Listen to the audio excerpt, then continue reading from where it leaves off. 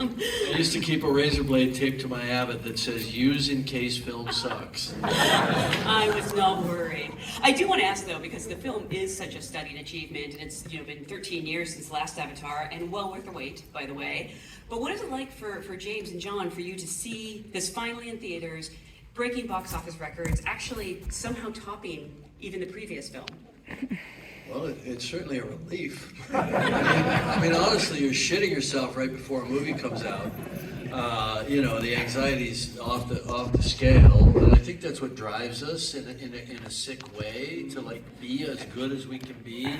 To attend to every detail, to try to give the audience the absolute maximum experience that we, in our human mortal way can provide. That's what we're all here to do. This team is all about excellence, right?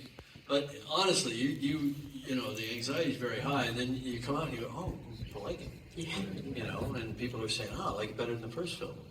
So things like that, and the emotional reaction. I mean, you want to share the whole Ukraine thing? I was just because man, I tell you, that makes it all worthwhile. I mean, so check this out. I was shared an email a couple of days ago from the sub-distributor in Ukraine, who was writing that Avatar: Way of Waters have become the #1 movie of all time in war-torn Ukraine.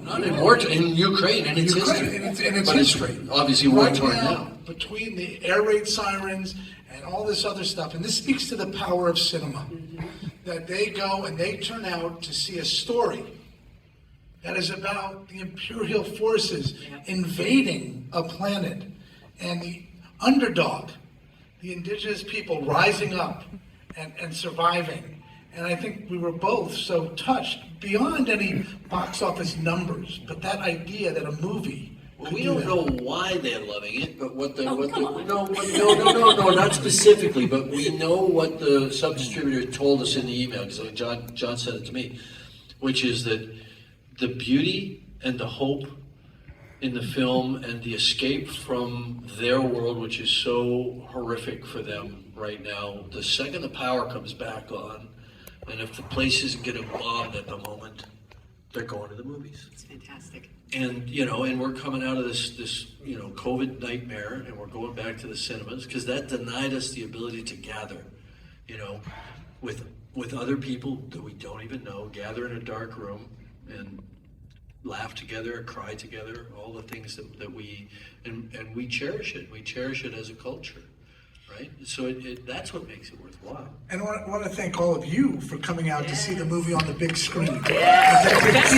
It's the idea of cinema alive as we move forward. You joke, or maybe you're not joking about, being nervous about the response. Was there a moment when you knew it was going to be okay? When you saw it with an audience, or maybe after opening weekend, or are you're not worried now? I would love to wire my wife up to electrodes or put her into an fMRI scanner or something like that.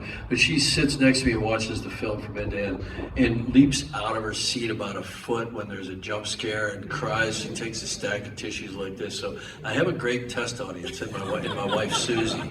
So I knew it was working before we started screening it for people. And for me, where I've breathed a sigh of relief was when I went to New York about 10 days before the movie opened and screened the movie for Sam, Zoe, Sigourney, and Stephen Lang.